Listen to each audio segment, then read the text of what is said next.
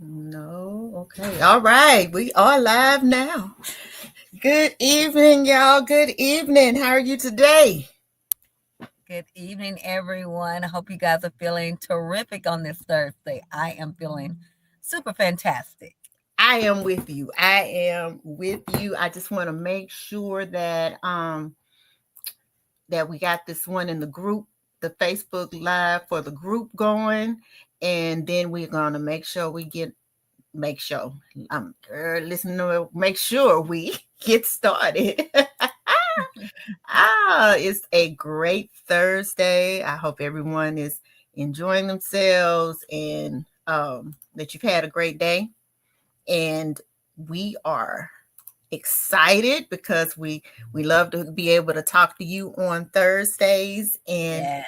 and and just watch how our viewership is growing and just get excited about different things that we can share with you all. And I am trying to figure out why. Okay, let's see if it'll work now. It's supposed to be coming up in a second. We're going to see. We're going to see. Come on.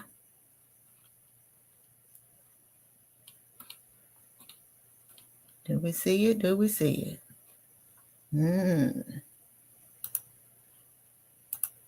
I don't know about this one. We're going to try it though. The encourager. Let's see. I caught myself, trying to prepare early, but then some things happened and then I got excited and didn't ensure that everything is okay. So a circle is a group, right? There you Or is go. that the page? Is the circle the group The on Facebook? I mean the circle. I have to look. No, Let that's me the look. page. Let's That's the see. I think that's the Let me page. tell you. I'll tell you right now.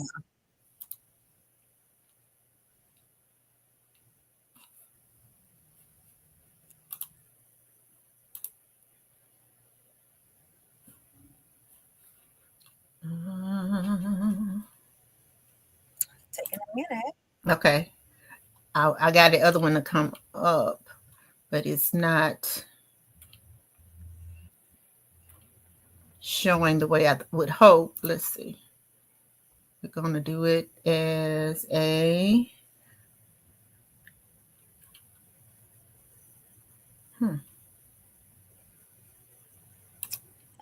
Dear Encourager is the.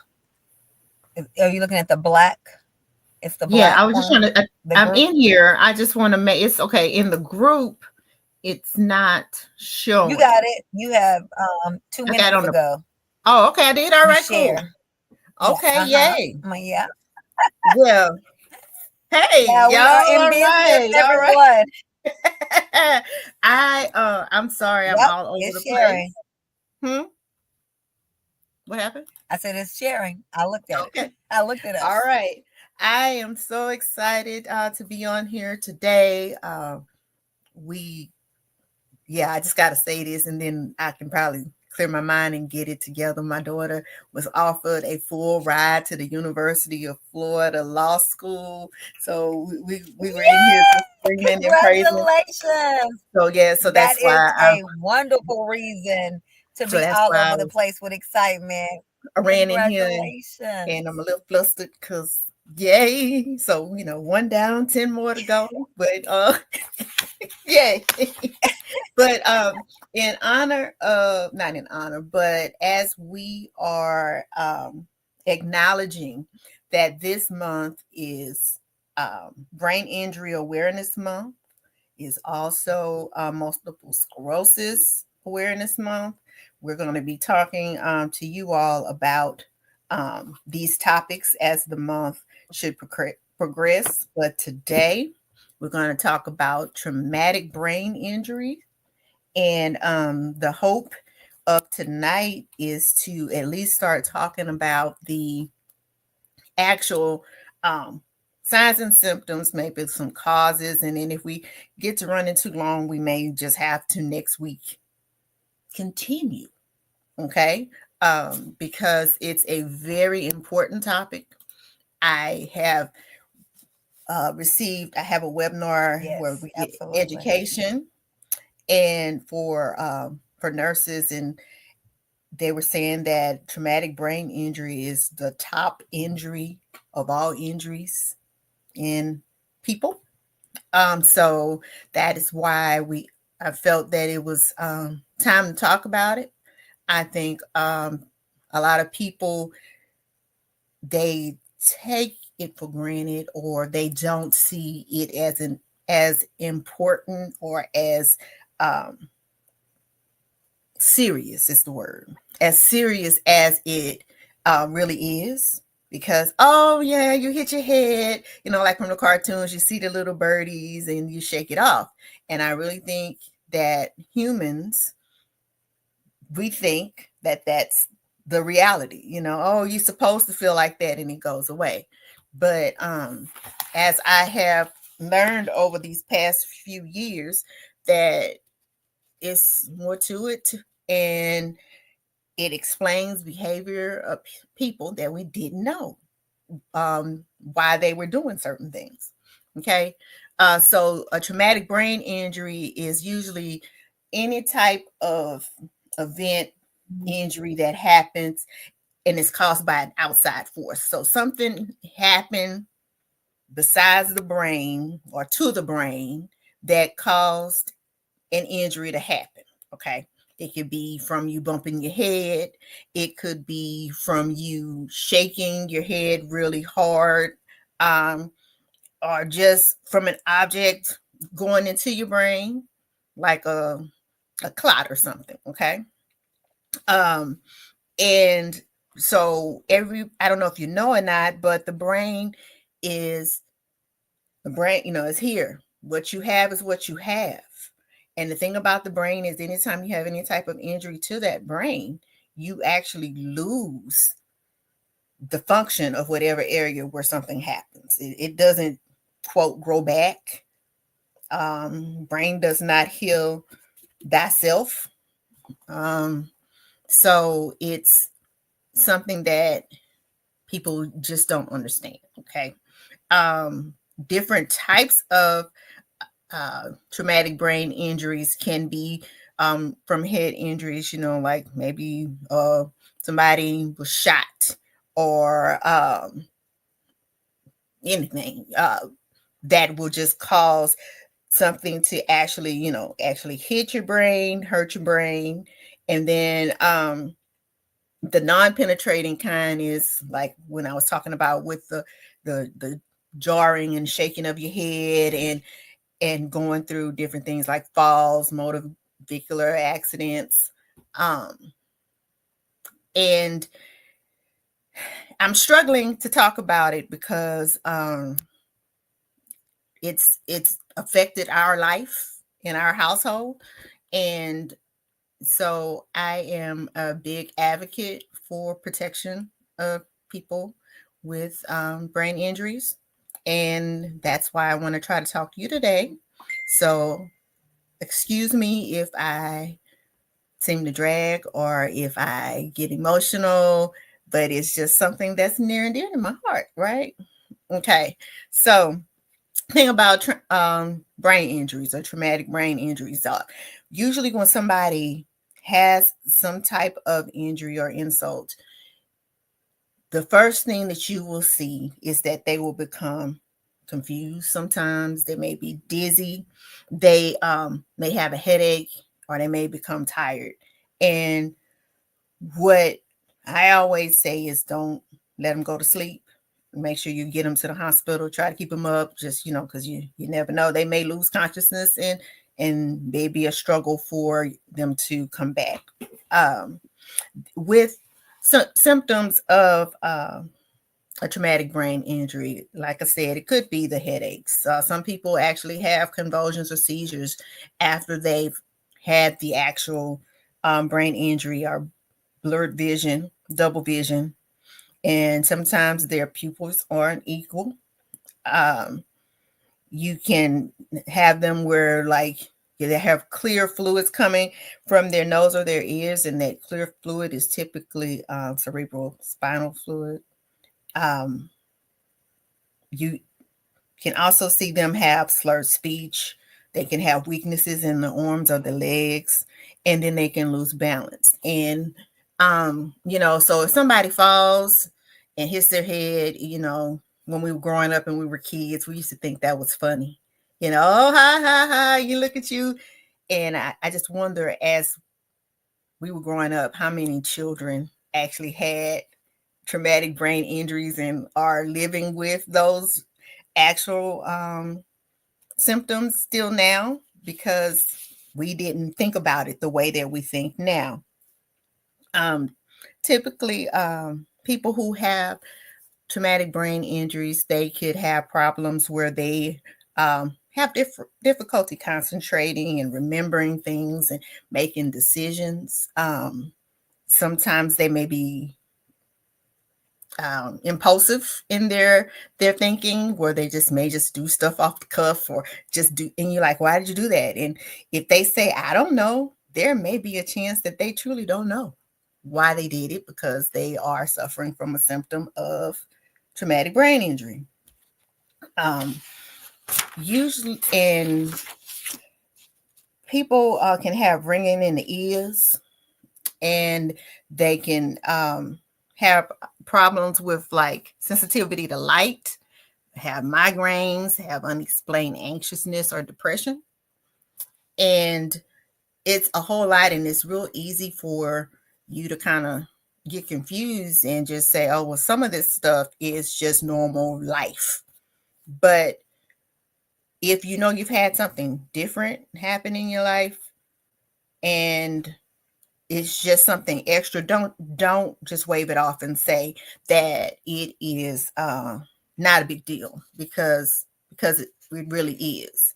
For children, though,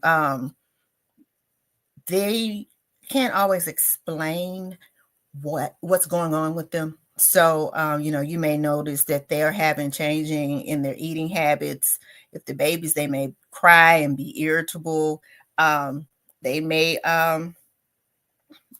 forget how to do something like potty training, just go regress in their developmental stages. And they can also have problems walking and having nausea and vomiting. Usually traumatic brain injuries can affect your consciousness. And so that could be where you are, you're awake, but you kind of lost, you're not completely alert, and you may not be aware of what's going on in your surroundings. You can also be unresponsive, and it calls it unresponsive wakefulness syndrome, where you're unconscious and unaware of your surroundings, but there are periods where they may be able to wake you up, and they may not be able to.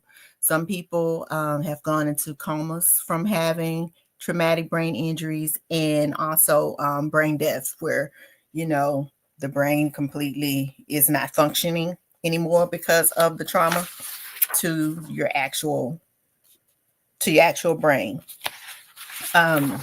So traumatic brain injuries can come by having a stroke, because that area of your brain is injured and it's dead.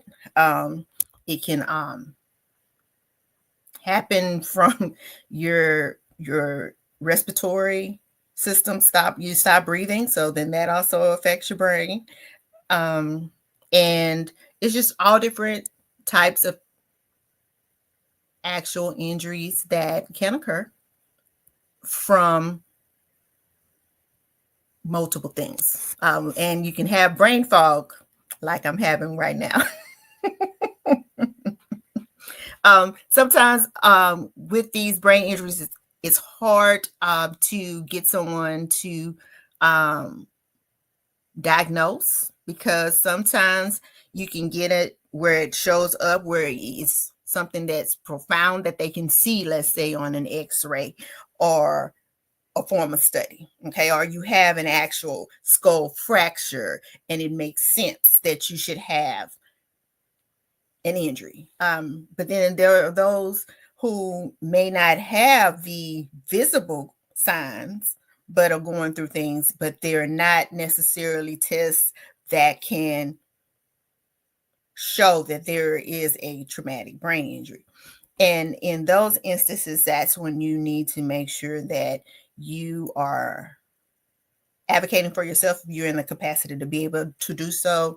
You have family who know you and they pay attention to you to also be able to advocate for you, and having great medical staff that looks out for the different symptoms for you. People usually are treated for the symptoms that they're having. You can't necessarily have, okay, well, I got a concussion. Here is the pill for concussion. That's not what happens. They may break it down and they say, okay, if you're having migraines, here's the migraine medication. If you have bleeding, here's something to or medication to keep you from having the diffuse bleeding from that area. If it's just different medications can be done based on each symptom. It's not a take a pill, fix it kind of situation. You can have problems with your vision, and with problems with your vision, it's kind of hard too with that, because it's just knowing that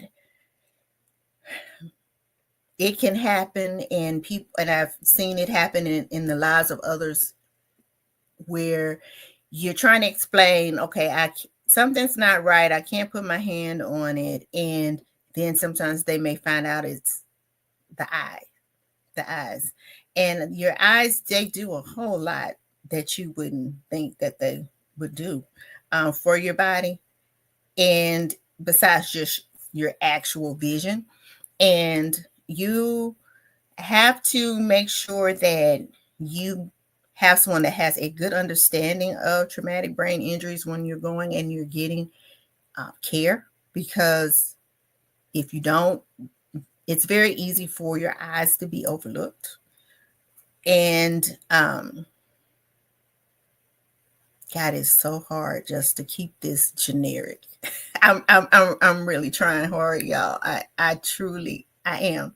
But it's really hard to forget it. It's hard because you want to explain to people what's going on with your body, and sometimes people don't listen, and you have to be an advocate for yourself. And being a person who has gone through it, it's hard to sit here and talk about it, and being with someone who's going through it every day. But my main thing is to tell you to fight for yourself. Know that there are going to be some very challenging days. But you have to give yourself grace when you're going through it. You have to understand that people are not going to always understand the symptoms that you're having, but you also need to be the type person who knows if you're in a situation where, let's say, your family's having a good time and they're laughing, and go off and be in a quiet place by yourself. Don't take the frustration that you're having out on them per se. But you have to learn how to live with your symptoms, because there's a great chance that they won't go away completely. They will improve, but then you will have to learn how to deal with those. As far as, I don't know what happened to Vanessa. As far as how family members can help, I think the best way as a caregiver that you can help is making sure you get understanding of the actual injury. understanding of the symptoms, understanding of your feelings related to this injury, making sure that your family member has caretakers who are going to have their best interests at heart. If you know, sometimes it can be a matter of um, fighting insurance to make sure that the person who's going through the matter gets the actual services that they need, and know that you may have to slide in and be that person who does all that. It's hard. You see it happening in sports and things. You have to remember that you have to protect your family member, protect your child, um, because some people will be very determined in sports, for sure, to want to push their children or family member to continue playing some sports that may be detrimental to their brain health. So just understand that this is not something that will go away. It will compound itself if you continue to put yourself into situations where you could hurt yourself or your family member can be hurt.